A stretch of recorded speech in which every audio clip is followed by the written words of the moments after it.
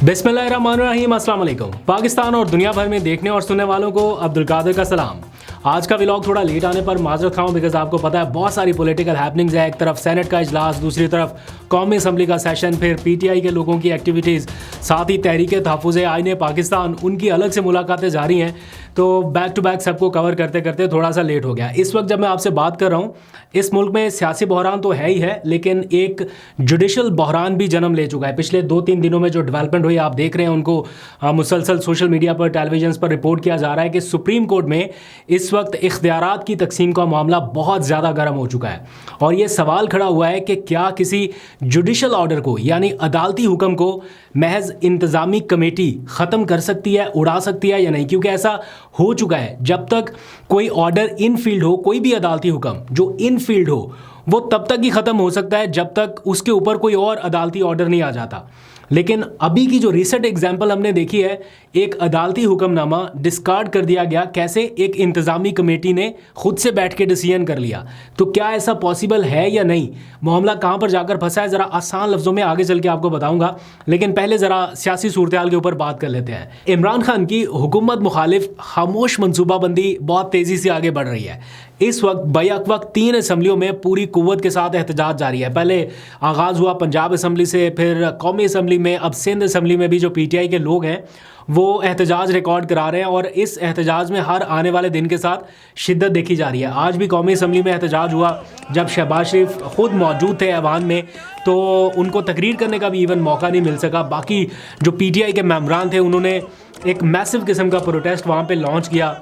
Play cards उठाए, banners, नारे, सब कुछ वहाँ पर रहा और एक मौसर किस्म का एहतजाज करने में कामयाब रही पीटीआई।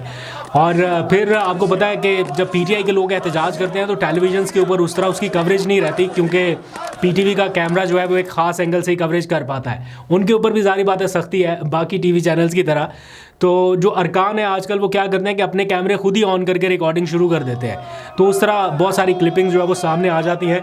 तो अगर पीटीवी नहीं भी दिखाता तो आपको एग्जैक्ट सिचुएशन का पता है कि ऐवान के अंदर हुआ क्या है। दूसरी जानिब इमरान खान की ही हिदायत पर एक अपोजिशन का मेगा अलायंस जो है वो बनाया जा रहा है।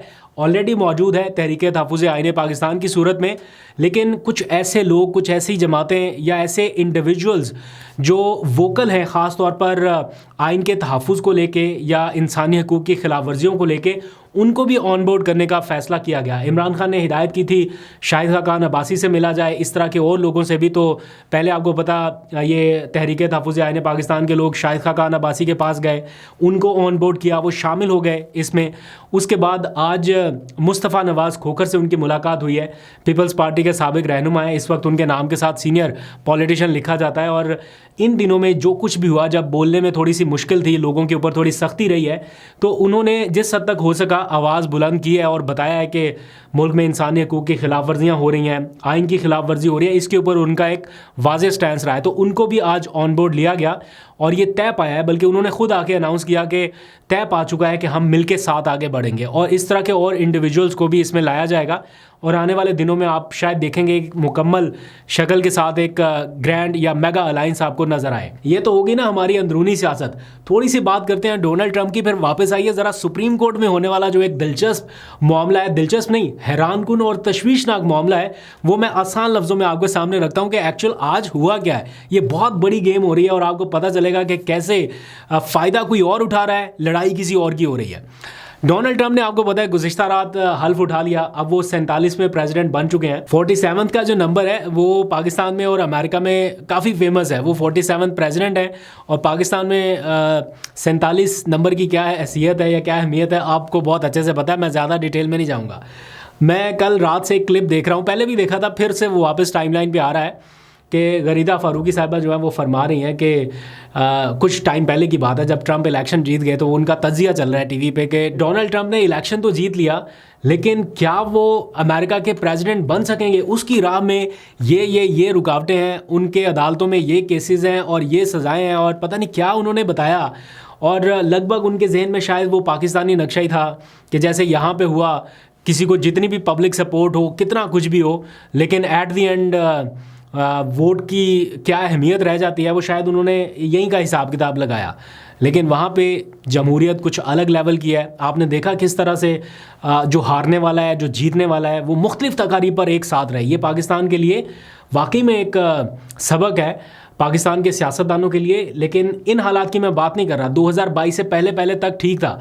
अगर ये कोई आपको कहे ना कि ये सबक है वहाँ की जमहूरियत पाकिस्तान के लिए, अच्छी बात है 2022 से पहले पहले। लेकिन उसके बाद जो कुछ हुआ, गेम के रूल बदल चुके हैं, टोटल बदल चुके हैं। और आपने नोटिस किया कि वहाँ के लोग कितना ज़्यादा खुश हैं। मतलब ऐसा ही माहौल है वहाँ पे। आप मानो कि इन इलेक्शंस में अगर इमरान खान जैसे जीत गए थे इलेक्शन और वो प्राइम मिनिस्टर बन जाते, तो लगभग वैसी ही खुशी उनके लोगों को देखने को मिल रही है। मतलब जो सेलिब्रेशंस है, या जिस तरह बाइडन भी प्रेसिडेंट बना था, मैंने ऐसे मनाजर नहीं देखे थे, लेकिन अभी लोग ज़्यादा सेलिब्रेट कर रहे हैं। प्लस डोनाल्ड ट्रंप और इमरान खान के दरमियान जो सियासी हालात की मुमासलत है वो भी लगभग मिलती जुलती है। मतलब कैसे उनके मुखालफिन किस नौयत के थे, यहाँ पर भी हालात उनसे ज़्यादा मुख्तलिफ नहीं है।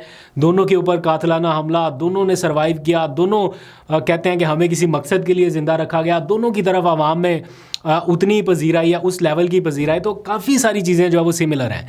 एनीवेज आगे बढ़ते हैं, वापस पाकिस्तान के ज़रा हालात की तरफ आते हैं। मैंने आपको बताया कि सुप्रीम कोर्ट में बड़ी हलचल मची हुई है, वो ज़रा डिस्कस करते हैं, क्योंकि सुप्रीम कोर्ट शोडाउन इस वक्त भरपूर अंदाज से जारी है। जस्टिस मंसूर अली शाह ने ऐसा कार्ड खेला है जिसने बहुत सारे चेहरों से नकाब उतार फेंका है। जो बहुत देर से उतरना था, शायद वो बहुत जल्दी उतर गया। सुप्रीम कोर्ट की कार्रवाई ना सिर्फ हैरानकुन है, बल्कि कोई इसका सिर्फ 2 मिनट के लिए मतलब सही गलत की तमीज़ करते हुए जायज़ा लेना, तो उसे अंदाज़ा हो जाएगा कि अदलिया कितनी बुरी तरह इस्तेमाल हो रही है और आपस में लड़ रही है। और इसका पूरा फ़ायदा कोई और उठा रहा है, अदलिया को नहीं हो रहा फ़ायदा। अदलिया बतौर इदारा पहले ही कमज़ोर था और कमज़ोर कर दिया गया, और अब जो रही सही कसर है वो भी निकल रही है। लेकिन कुछ लोग हैं जो अपने असूली मौक़िफ़ के ऊपर डटे हुए हैं और अपने तय कोशिश कर रहे हैं कि जनाब किसी तरह से हम आगे बढ़ सकें, अपने इदारे का वक़ार आगे बढ़ा सकें। मामला आपके सामने रख देता हूँ। जस्टिस मंसूर अली शाह के सामने आपको पता है कि कस्टम एक्ट का एक आम सा मुकदमा लगा, लेकिन उसमें 26वीं तरमीम से मुतालिक आइन के आर्टिकल 191 की तशरीह करने का एक मौका हाथ लग गया जस्टिस मंसूर अली शाह के। वैसे तो ये है ना कि आइनी बेंचेस करेंगे, लेकिन एक मुकदमा जब उनके सामने फिक्स हो गया तो उसमें उनको वो रूम मिल गया, वो मौका मिल गया कि वो जनाब इस मामले के ऊपर डिबेट कर सकें, बात कर सकें, या 26वीं तरमीम के वो इख्तियारात जो उनसे ले लिए गए और बाकी जजेस को दे दिए गए, उस मामले के ऊपर वो आ सकें। जैसे ही मंसूर अली शाह ने 26वीं तरमीम का जहर निकालने के लिए उस केस को ज़रा सा आगे प्रोसीड किया, मतलब अभी इब्तदाई समातें ही हुई हैं, तो अचानक से चीफ जस्टिस याहिया अफरीदी और जस्टिस अमीनुद्दीन खान साहब, जो कि 26वीं आइनी तरमीम के बराह रास्त बेनिफिशरी हैं, उन्होंने एक इजलास किया कमेटी का, और ये केस जो है ये मंसूर अली शाह से लेकर या उनके 3 रुकनी बेंच से हटाकर एक और आइनी बेंच में मुकर्रर कर दिया।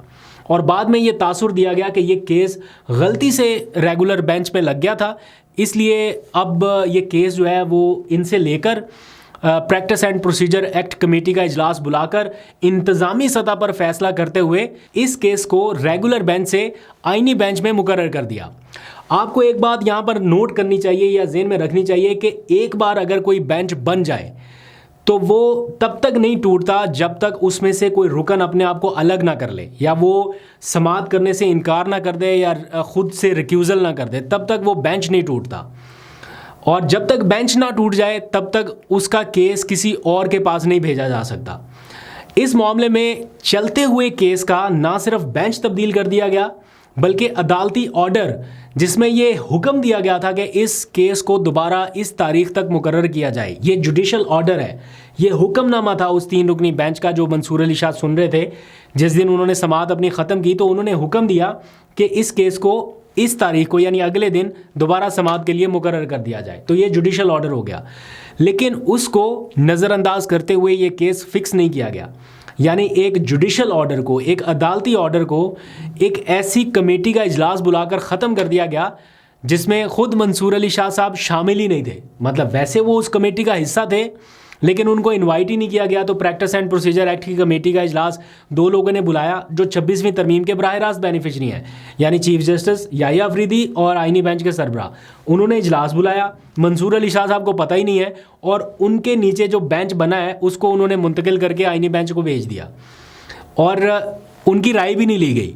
हैरानकुन तौर पर आज सुप्रीम कोर्ट ने एक प्रेस रिलीज जारी करते हुए बताया है कि इस केस का रेगुलर बेंच के सामने फिक्स होना एडिशनल रजिस्ट्रार सुप्रीम कोर्ट की गलती थी, इसलिए सज़ा के तौर पर एडिशनल रजिस्ट्रार नज़र अब्बास साहब को केस गलत तौर पर जस्टिस मंसूर अली शाह के बेंच में मुकर्रर करने पर OSD बना दिया गया, यानी उनकी तनज़ली कर दी गई। तो बड़े आसान लफ्ज़ों में ये बताया जा सकता है कि वो रजिस्ट्रार साहब जो है बेचारे एडिशनल रजिस्ट्रार, उनको कुर्बानी का बकरा बना दिया गया, सारा मुद्दा उनके ऊपर डाल दिया गया। हालांकि इस केस को मुंतकिल करने का फ़ैसला उस प्रैक्टिस एंड प्रोसीजर एक्ट के तहत कायम की कमेटी ने किया, लेकिन जनाब मलबा सारा आ गया इनके ऊपर। साथ ही सुप्रीम कोर्ट ने अपनी प्रेस रिलीज में इस मामले को भी अपनी तरफ से तय कर दिया कि आईनी नौयत का कोई भी मुकदमा फर्दर आगे आएगा तो वो चाहे कहीं किसी भी बेंच में ज़ेरे समात हो, उसको आईनी बेंच में मुंतकिल कर दिया जाएगा। ये इन्होंने खुद ही तय कर दिया। इस मामले पर अब हर तरफ से आवाज़ें उठ रही हैं कि ये जो हुआ है वो गलत था, यानी 3 जजेस एक केस की समाअत कर रहे हैं, आपने बिना बताए उनमें से केस खींच के आईनी बेंच को भेज दिया। ये कैसे किया?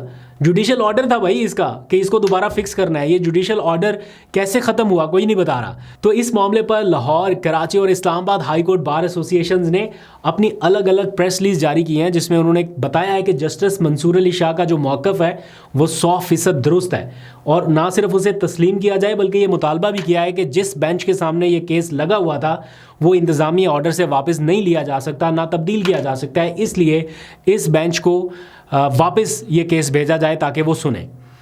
तो ये बड़ी दिलचस्प सी सूरत हाल है, बड़ी ड्रामाई सूरत हाल है, बड़ी तशवीशनाक सूरत हाल है। देखते हैं आगे कैसे मामला बढ़ता है। फ़िलहाल हम थोड़ा सा आगे बढ़ते हैं, थोड़ी सी बात करते हैं हुकूमत और PTI के मुज़ाकरात के हवाले से।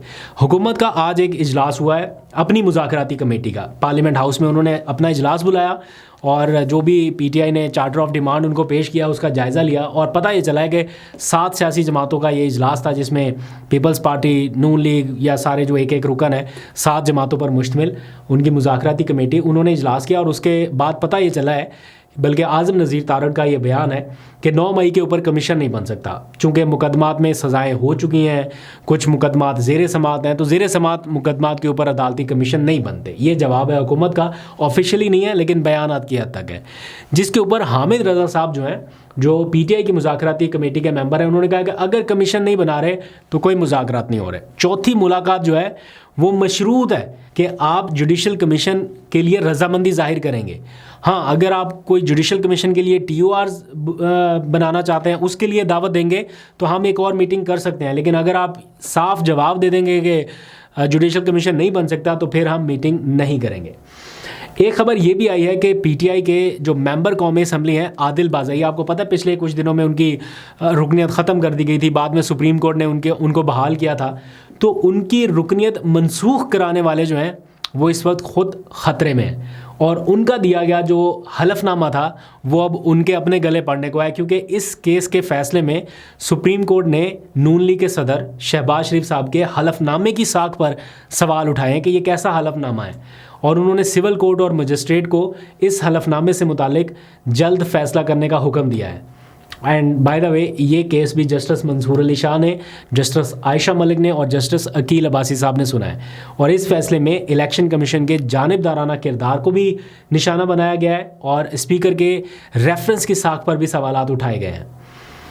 तो ये सारा कुछ इस टाइम हो रहा है, बहुत ही दिलचस्प मामला है, आपको अपडेट करता रहूँगा। अभी तक के लिए इतना ही, बल्कि जाते जाते एक खबर और भी, वो ये कि आपको पता है गंडापुर साहब जो है, अली अमीन गंडापुर, वो चांसलर बन गए हैं सारी यूनिवर्सिटीज़ के। पहले ये इख्तियार होता था उनके पास, गवर्नर खैबर पख्तूनख्वा जो भी होता था उसके पास ये इख्तियार होता था। मेरा ख्याल है पंजाब में अभी भी ये इख्तियार गवर्नर के पास है, लेकिन गवर्नर साहब जो हैं वो ज़रा ज़्यादा ही बयानात दे रहे थे, तो उसके बाद फिर एक इजलास बुलाया गया और उसमें मंजूरी दी गई। कैबिनेट ने गालबन इसकी मंजूरी दी है या असम्बली ने दी है, जिसके बाद अब बाकायदा इसका नोटिफिकेशन जारी हो गया। अब गवर्नर के पास आज आके एक आधी इख्तियार रह जाता था, या तो वो गवर्नर राज लगा देता था, लगा सकता था, लगाता नहीं था, लगा सकता है, ये इख्तियार है उसके पास, जो मेरा ख्याल है शायद बहुत कम ही कहीं इस्तेमाल हुआ, मुझे याद नहीं है। और दूसरा ये था कि वो यूनिवर्सिटियों के चांसलर होते थे तो कभी किसी तकरीब में चले जाते थे। अब उनके पास ये इख्तियार भी नहीं रहा, ये इख्तियार भी वज़ीर आला अली अमीन गंडापुर के पास आ गया और अब वो सारी यूनिवर्सिटियों के चांसलर बन गए हैं। अभी तक के लिए इतना ही। अगर आप वैसे आप बताइए, जैसे मरीम नवाज़ साहबा हर यूनिवर्सिटी में जा रही हैं जनाब, वो सारा कुछ हो रहा है, आपको पता है ना जो एपिसोड इस टाइप चल रहे हैं बड़ा दिलचस्प, क्या गंडापुर साहब को भी शुरू कर देना चाहिए? अपनी राय का इज़हार ज़रूर कीजिएगा। अभी तक के लिए इतना ही। अपना बहुत सा ख्याल रखिए। अल्लाह हाफिज़।